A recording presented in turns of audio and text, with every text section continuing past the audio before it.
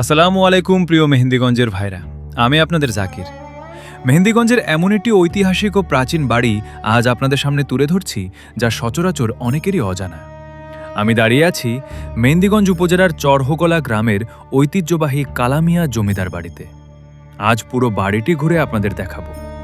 প্রায় ২৫০ বছর আগে প্রায় ১০০ একর জমির ওপর এই বিশাল জমিদার বাড়িটি প্রতিষ্ঠা করা হয়। কাকালামিয়া এবং আব্দুল হামিদ চৌধুরীর হাত ধরেই এই বাড়ির নাম ও ইতিহাস ছড়িয়ে পড়েছিল। কালের পরিক্রমায় ইটের গাঁথুনি আর কারুকাজগুলোতে শ্যাওলা জমলেও এর আনাচে কানাচে লুকিয়ে আছে ২৫০ বছরের পুরনো রোমাঞ্চকর ইতিহাস। আর সবচেয়ে মজার বিষয় হলো, আজ আমার সাথে আছেন এই জমিদার বাড়িরই এক সুযোগ্য বংশধর। চলুন সরাসরি উনার মুখ থেকে শুনে আসি এই কালামিয়া জমিদার বাড়ির অজানা ইতিহাস ও স্মৃতিকথা। এই বাড়ির প্রতিষ্ঠাতা হচ্ছে পাঞ্জু শরীফ। ওনার বাবা ছিল আপনার বুধাই শরীফ। বুধাই শরীফ ছিল মির্জা মোহাম্মদ সিরাজউদ্দৌলার রাজকোষাধ্যক্ষ, মানে অর্থমন্ত্রী। যখন নবাবের পতন হয়, তখন প্রাণ ভয়ে তিনি তার ওয়াইফ চান বিবিরে নিয়ে চলে আসে সাতক্ষীরায়। ওইখানে তিনি দেহত্যাগ। তারপর ওনার ছেলে পাঞ্জু শরীফ আপনার জোড়াসাঁকোর ঠাকুর এস্টেট থেকে এই জমিদারিটা কিনে নেয়। পুরো মেহেন্দিগঞ্জ দ্বীপটা, আমাদের জলকর সীমানা ছিল আপনার মেঘনা নদী থেকে একদম বঙ্গোপসাগর অব্দি যতগুলা নদী আছে সবগুলা। তো আপনার ওই পাঞ্জু শরীফের আমলেই আপনার এই বিল্ডিং প্রতিষ্ঠিত হয়।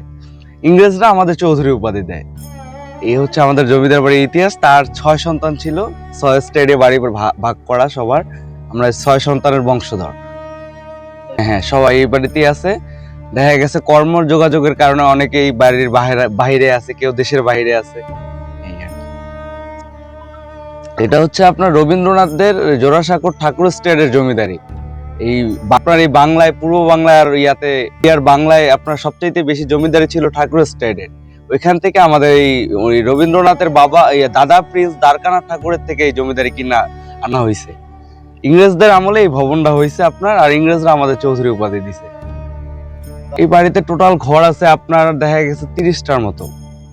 আর বাড়ির সাইডেও আমাদের কাকারা আছে, চাচারা আছে, কেউ সাইডে গিয়েও বাড়ি করছে আপনার। সাক্ষাৎকারটি শুনে কেমন লাগলো এবং এই ঐতিহাসিক বাড়িটি সম্পর্কে আপনার মতামত কি, অবশ্যই কমেন্টে জানাবেন। মেহেন্দিগঞ্জের এমন সব লুকানো ইতিহাস আর সুন্দর সুন্দর দৃশ্য দেখতে সাথেই থাকুন আপনার ভালোবাসার পেজ গ্রামার গল্পের। ধন্যবাদ সবাইকে।